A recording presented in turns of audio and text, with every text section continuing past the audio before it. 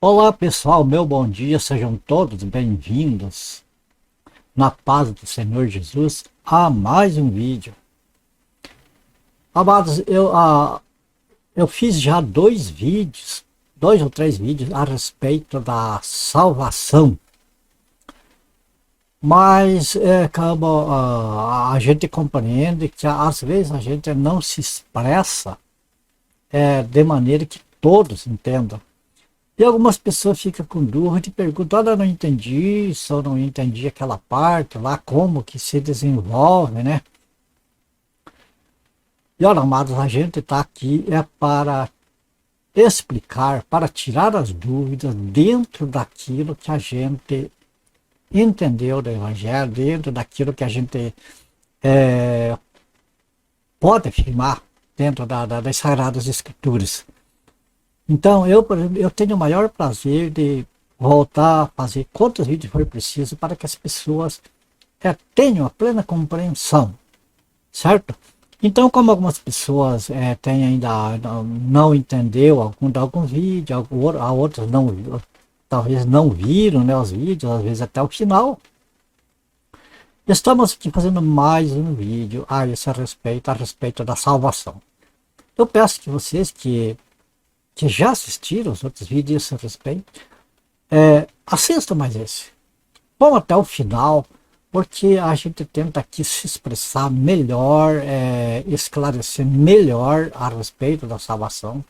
Ali, por exemplo, as três fases da salvação. Salvação não é uma coisa que é assim, instantânea, como um estalar de dedo. É um pouco diferente e nós temos que entender isso, então aí sim a gente fica mais satisfeito. Não é verdade? Então, vamos a esse vídeo, vamos às Sagradas Escrituras para nós ficar mais inteirados a esse respeito. Ok?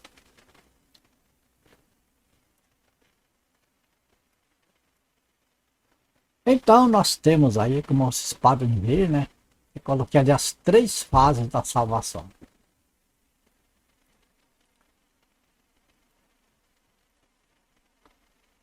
Olha, tem a primeira fase, eu coloquei ali para ficar mais assim entendido. A primeira fase é a escolha. A escolha. Quem que escolhe a salvação?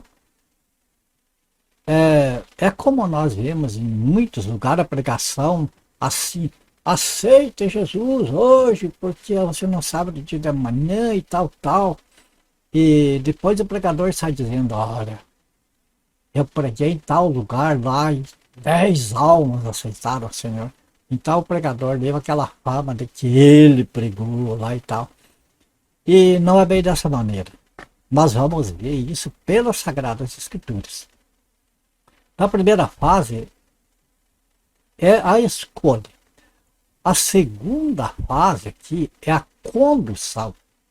Como que a pessoa é conduzida à salvação, a receber o selo da salvação. E depois nós temos por último a terceira fase, que é a redenção do corpo. Vamos estudar cada uma em separado para nós entender. Vamos lá então, a primeira fase nós temos aqui, veja o que está escrito aqui. Bendito o Deus e Pai de nosso Senhor Jesus Cristo, que nos tenha abençoado com toda sorte de bênçãos espirituais nas regiões celestiais em Cristo, assim como nos escolheu nele antes da fundação do mundo, para sermos santos e irrepreensíveis perante ele em amor. Nos predestinou para ele, para a adoção de filhos por meio de Jesus Cristo, segundo o beneplácito da sua vontade.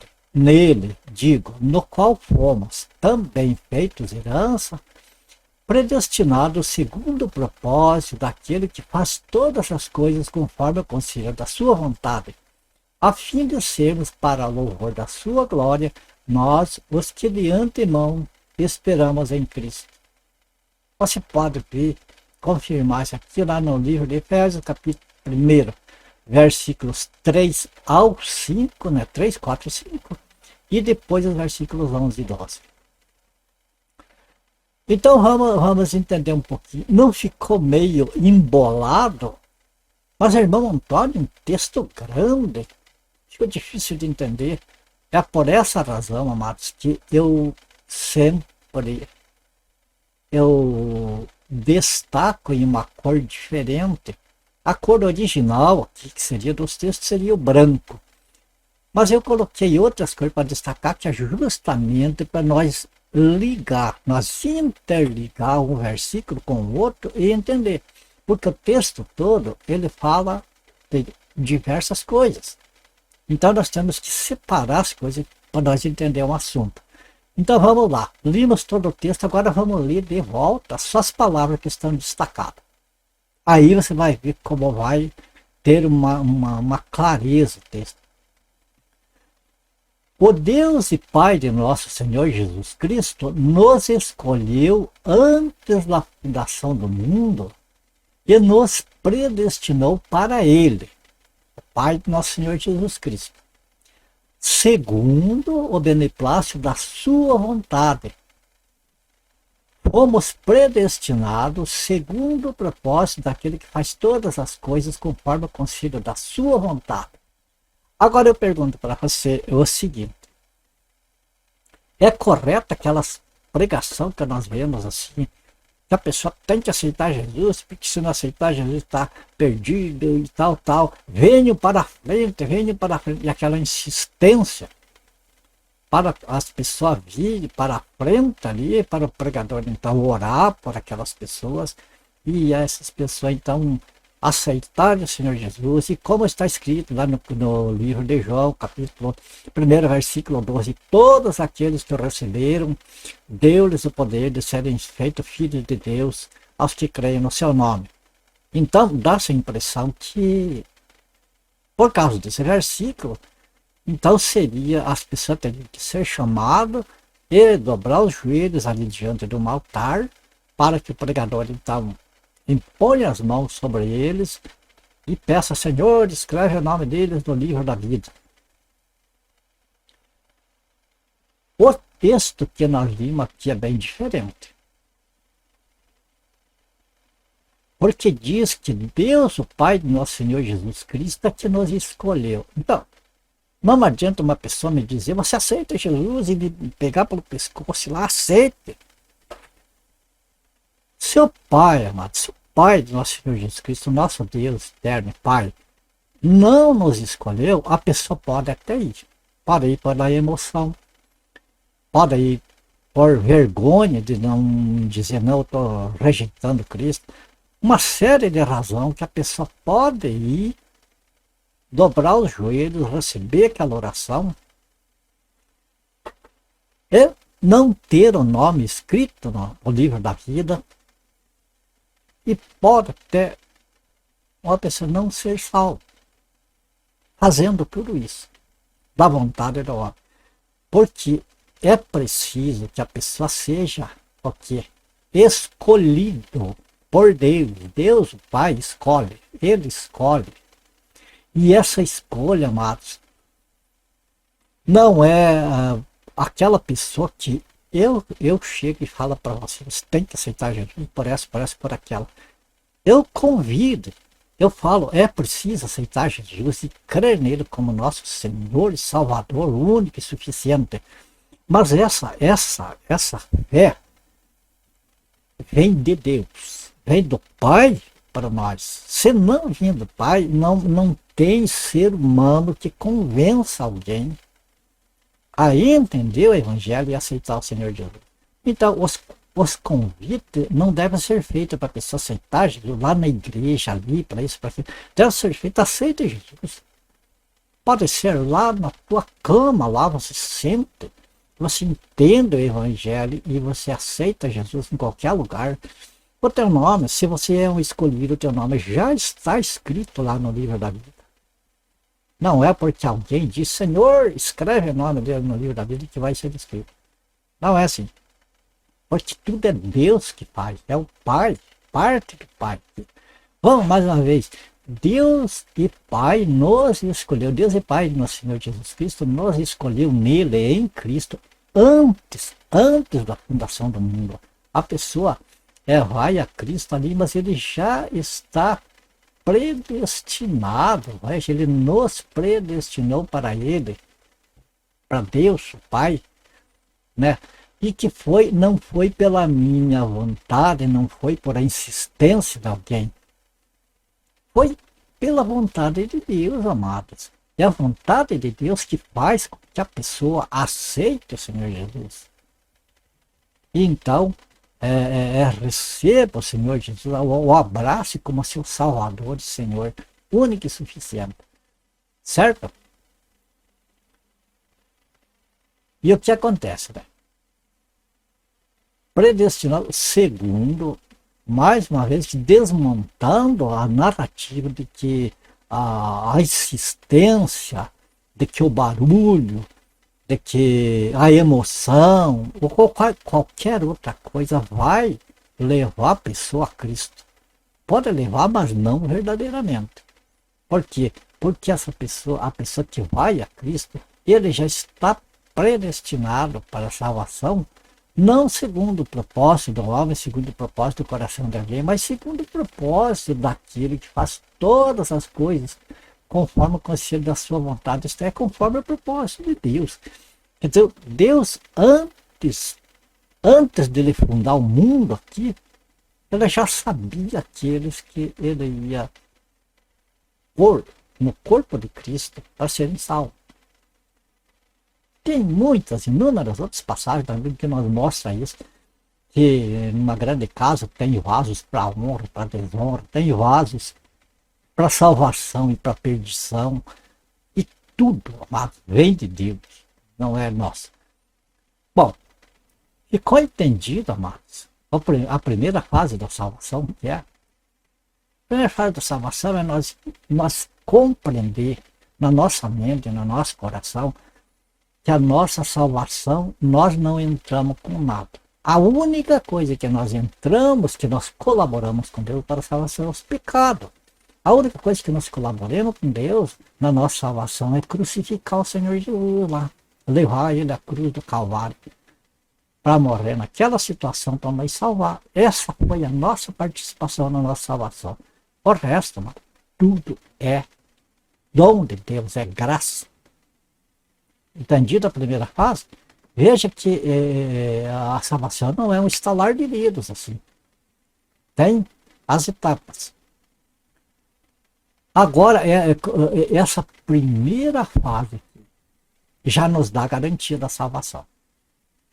Que não se vai, que a pessoa que é salva não vai perder a salvação. Então, é uma fase que já dá uma garantia. Agora vamos para a segunda fase. Segunda fase é a condução. Na primeira fase, o que aconteceu? A primeira fase, Deus escolheu, Deus, o Pai do nosso Senhor Jesus Cristo, escolheu os salvos, eu, você, aqueles que ele escolheu, já escolheu antes que nós nascêssemos, escolheu antes da fundação do mundo, já predestinou a nós, como que Deus já escreveu lá, né? Porque o nosso nome está escrito no livro da vida antes da fundação do mundo. Então, quando Deus, o que a gente entende, né, é que quando o Pai ele escolheu, ele já predestinou, ele já escreveu lá no livro da vida, esse aqui está separado da salvação, né? E que tudo foi segundo a sua vontade. Agora, o Pai escolheu e predestinou em Cristo Jesus. Então, como que a pessoa... nós vemos que a salvação é um plano do Pai executado pelo Filho, pelo Senhor Jesus Cristo, né, da sua carne. Então, como que essa pessoa que é escolhido e predestinado, ele tem que ir a Jesus para ser salvo? Porque Jesus é o consumador da salvação. Então vamos ver essa condução como que se dá. Aqui mais uma coisa que desmonta, as narrativas da insistência pelas pessoas, para as pessoas aceitar o Senhor Jesus. Deve ser feito o convite, mas não adianta insistir a pessoa que não é um escolhido e lá aceitar. Vai só trazer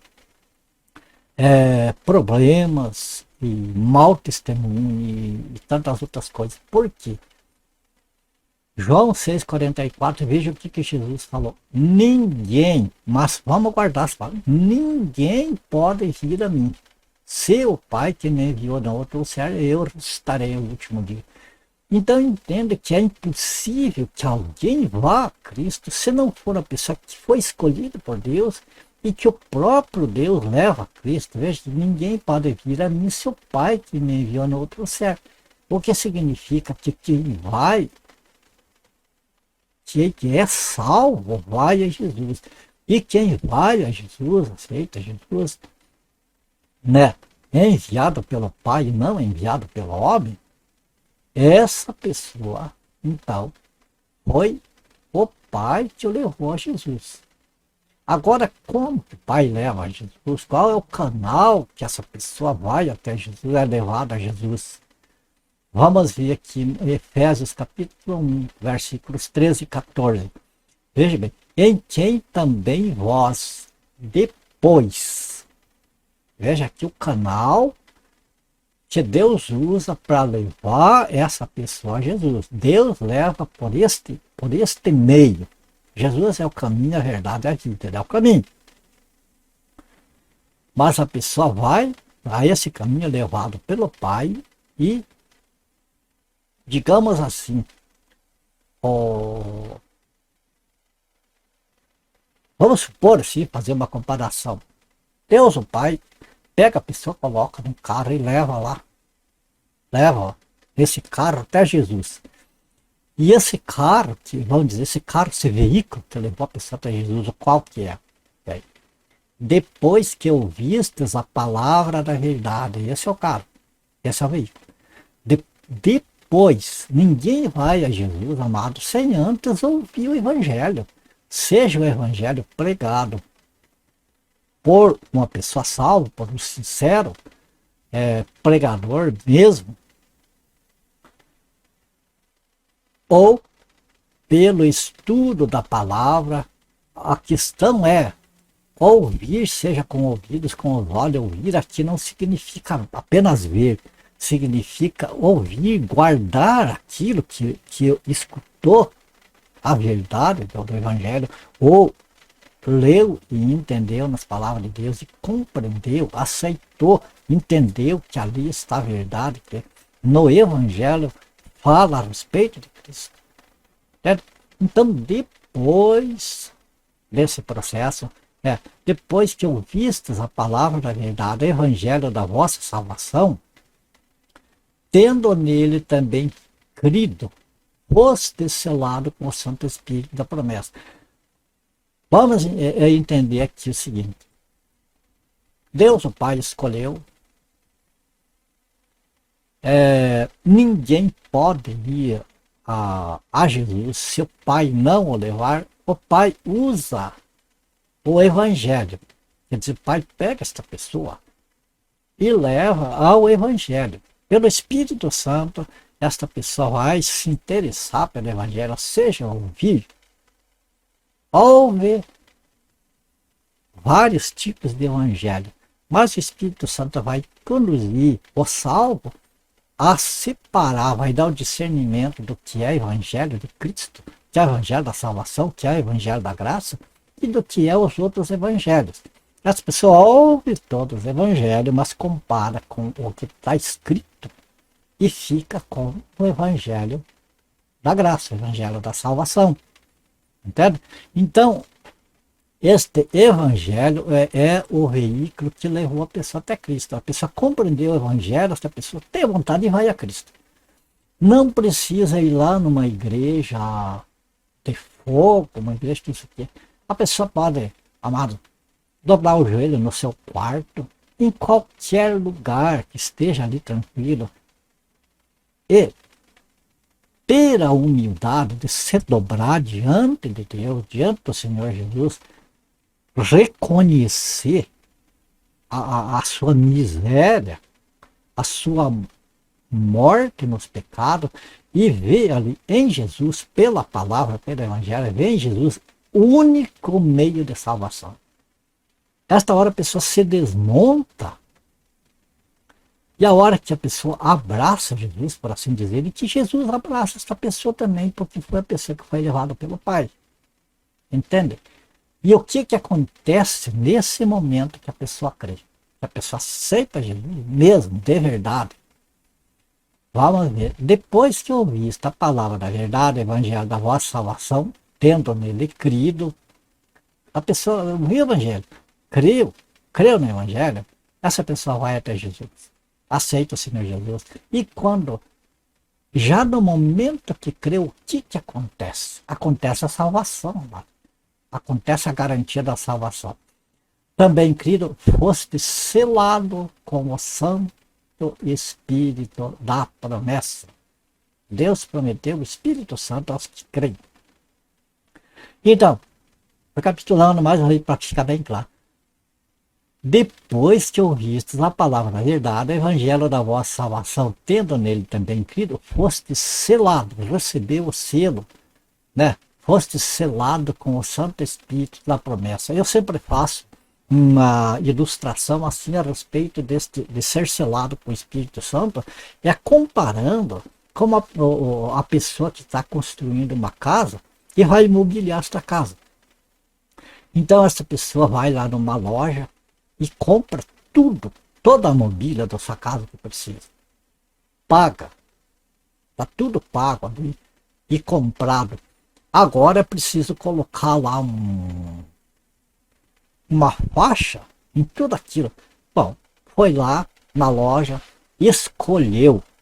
Já tinha lá nos planos o que ia comprar. Vou comprar uma geladeira de tantos litros, inoxidável, uma cor. Eu vou comprar fogão lá, tal, kit. Enfim, a pessoa escolhe o que vai comprar. Daí vai lá na loja, compra, paga, recebe ali a nota fiscal, garantia. E agora, por favor, me coloque uma faixa aí que este produto está vendido. Ninguém mais pode usar daquele produto porque já tem dono, já está pago, já não pertence mais nem à loja, pertence ao comprador. Então aqui é isso aqui, amado. Quando a pessoa, quando o escolhido por Deus vai a Jesus, é selado com o Santo Espírito da promessa. Quer dizer, o Espírito Santo é como aquele selo lá que foi colocado na mercadoria, vendido. Qualquer pessoa chegou e se interessa, olha que lindo, que bonita. Olha, me vendo isso aqui. Não, não posso, é a última peça, mas eu não posso porque eu já vendi. Chegou o comprador antes de você. Tá ali. Já está garantido aquela mercadoria para aquele comprador. Assim, amados, quando Deus, através do sangue do Senhor Jesus, nos compra, nesse momento nós recebemos o Espírito Santo em nossa vida, que nos dá certeza da salvação. Isso é maravilhoso. Olha, não tem coisa mais valiosa do que o Espírito Santo na vida do salvo. Agora vamos ver aqui para frente. Mas então, pronto, aqui estou salvo, está resolvido tudo. Não, ainda não. Não? Então quer dizer que eu posso perder a salvação agora? Também não. Não perde a salvação, porque já está selado, já está comprado, já está pago o preço. Os pecados está tudo zerado, não tem mais nada. Então quer dizer que eu que agora depois que aceito Jesus eu não peco mais? Não, peca sim. Claro que peca. Peca porque se nós não pecássemos, aí nós íamos se exaltar diante de Deus. Oh, eu não peco, eu sou melhor do que você. E assim Deus permite que nós caímos às vezes, raramente em pecados, contra a nossa vontade, que é para que nós não nos sintamos melhor do que os outros. Porque aquele pecador, aquele o pior de todos, ele fala, mas ele pode ser um salvo que ainda não foi selado com o Santo Espírito da promessa, ainda não creu, ainda não chegou o momento dele. Então, quando nós vemos aquilo lá, imundo lá, e nós dizemos, eu sou santo, não chegue perto de mim. Pode acontecer isso se nós não pecássemos. Então, nesse momento que nós vemos aquela pessoa lá, dos piores pecadores lá, E nós olhamos, a gente, o Espírito Santo refreia a gente, não. No fundo, no fundo, eu não sou melhor do que ele. Eu só sou melhor do que ele, porque Deus me trouxe para si. E aquele coitado lá, se ele é um salvo, o Senhor vai trazer também, no momento certo. Entende por que nós resvalamos, que Deus permite? Então nós pecamos, sim. O que nós temos de fazer quando nós pecamos é nós confessar a Deus. Jamais pedir perdão. Porque se nós pedir perdão a Deus, nós vamos estar testando que Jesus não pagou todos os nossos pecados, que o sacrifício dele não foi suficiente. Então, o Espírito Santo mostra para nós que nós já fomos perdoados de todos os pecados. Só que nós temos de reconhecer diante de Deus que nós somos como qualquer outro pecador. Que nós não somos melhores. Se nós transgredimos, nós estamos na mesma condição daquele um. Então, para nós não se sentir melhor do que os outros, para nós se sentir pena dos pecadores. Percebe? Então, é isso que acontece. Agora, uma vez esclarecido isso aqui, que então nós recebemos o selo, a garantia da salvação no momento em que cremos no Evangelho. Então, por que ainda não terminou a salvação? Por que ainda temos a garantia da salvação, mas ainda não completou a salvação? Vamos entender para frente. Aí. Lembra que nós vimos no versículo anterior lá que ninguém vai a Jesus sem que seja o Pai que o leva lá. Ninguém pode ir a Jesus se não for levado pelo Pai. Agora veja aqui, ó, todo aquilo que o Pai me dá, esse virá a mim. Então, aquilo que o Pai dá a Jesus não tem como escapar. Ele vai a Jesus, sim. Por quê? Porque Deus injeta vida nessa pessoa. E essa pessoa então compreende pelo Evangelho e corre para Jesus, corre para a salvação. Percebe? Não tem como a pessoa não vá.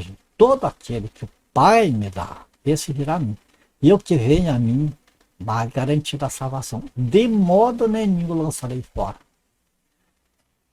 Tendo o processo de salvação, o Pai escolheu, predestinou, escreveu este nome lá no livro da vida.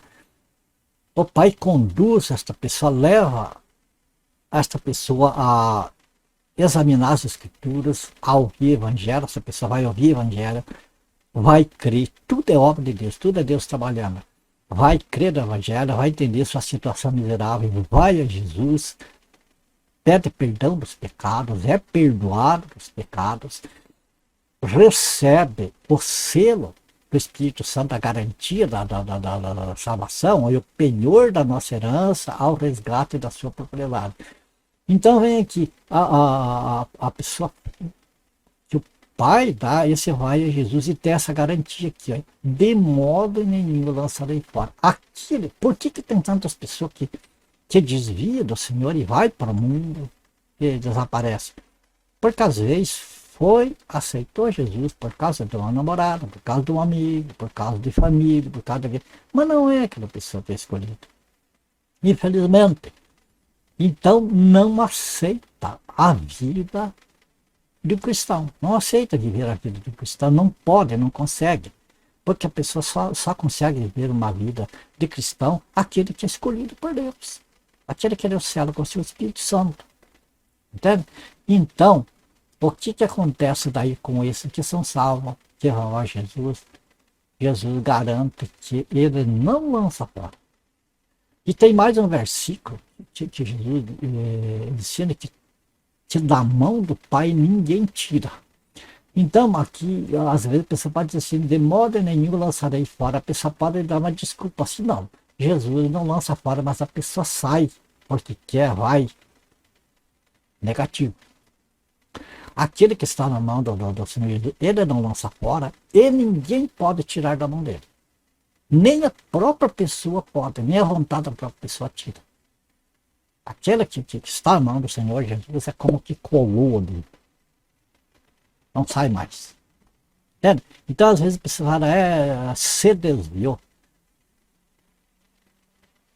Essa palavra se desviou é complicado, porque às vezes aquela pessoa que se desviou de uma denominação não se desviou de Cristo, não se desviou do Senhor. Aquela pessoa que se desviou do Senhor, às vezes é porque nem foi salvo, nem foi o Pai que levou. Então não suporta esse desvio.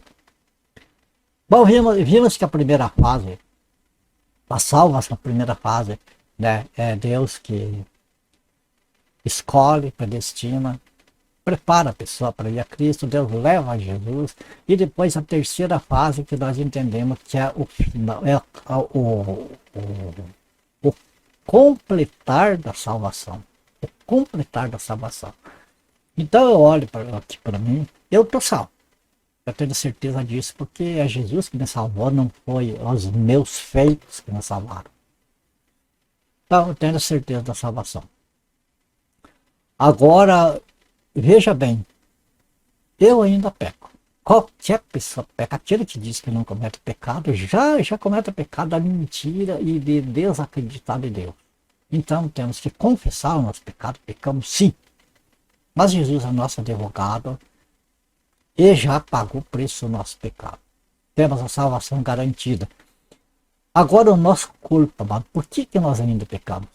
Porque no nosso corpo físico aqui, todo o nosso corpo, lá o espírito está limpinho, branquinho como a neve. Porque só quer as coisas de Deus. Por que nós fazemos, por que nós pecamos e ficamos tristes? E nós arrependemos. Porque o nosso espírito não quer pecar. Nosso espírito pertence a Deus. O corpo, amados, pertence à terra. Então, este corpo, enquanto ele não morrer, é que nem uma semente que, lançada na terra, o que acontece? De lá vai brotar e vai dar muitos frutos. Assim, amado, se essa semente não morrer, ela ficar sozinha, ela apodrece e não dá fruto nenhum. Assim é o nosso corpo, amado.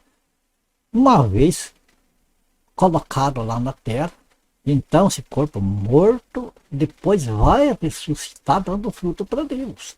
Vai ressuscitar para a vida eterna, vai ressuscitar um corpo diferente. Um corpo que não morre mais, um corpo glorificado. Aí sim a salvação é completa, o pecado não existe, nem no espírito, nem na alma, nem no corpo. Enquanto nós estamos nesse corpo, amado, o pecado, infelizmente, reside em nós. É uma triste realidade, mas é assim, está escrito e assim que é. Então vamos ver lá a redenção do corpo. Aí veja o que o apóstolo Paulo escreveu. Porque sabemos que toda a criação, não só nós, não só a pessoa, toda a criação, toda a natureza, sabemos que toda a criação a um só tempo geme e suporta angústias até agora. E não somente ela, a criação, né? Mas também nós que temos as primícias do Espírito, nós os salvos, igualmente gememos em nosso íntimo, aguardando a adoção de filhos, a redenção de nosso corpo.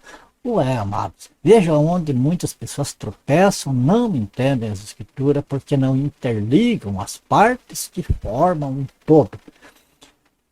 Quando nós vemos lá João capítulo 1, versículo 12, nós dizemos capítulo 11 e 12, versículos 11 e 12.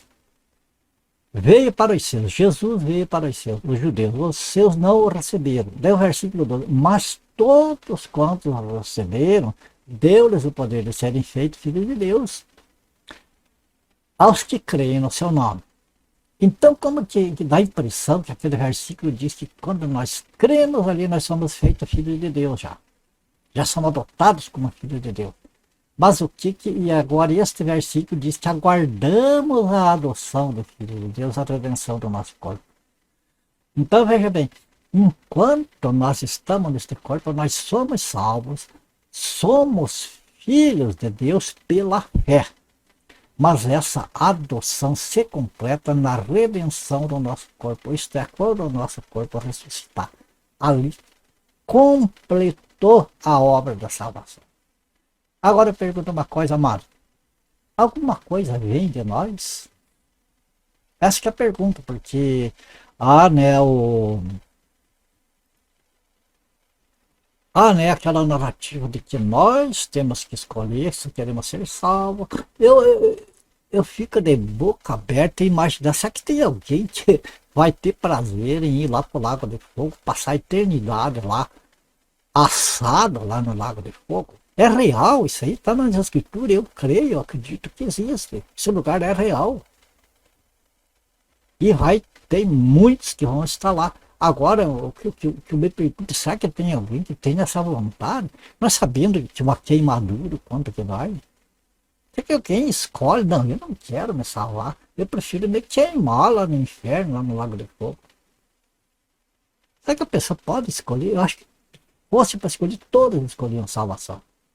Mas as pessoas não escolhem a salvação é porque não são salvas. Já houve até pastor famoso que teve um pastor que, eu vou dizer o nome, pastor Silas Malafaia, ele teve a ousadia de dizer que se existe a predestinação, então Deus é injusto. Que Deus é injusto. Veja o que ele falou. Porque a predestinação existe, está aí, está nas escrituras. Então, para ele, Jesus, Deus é injusto. Por quê? Porque ele vê a justiça de Deus como se fosse a justiça humana. Ah, porque se uma pessoa faz isso e outra faz diferente, não merece a mesma coisa, são diferentes. Então nós vemos que a justiça de Deus é diferente. Lembra daquela parábola das diversas horas de serviço? Ali já nos ensina que a justiça de Deus é diferente. Outra coisa, a justiça de Deus, amado, não foi a justiça humana que foi aplicada em nós, foi a justiça de Deus. Qual é a justiça de Deus? Que Deus, através do seu Filho Jesus, pagou por todos os nossos pecados.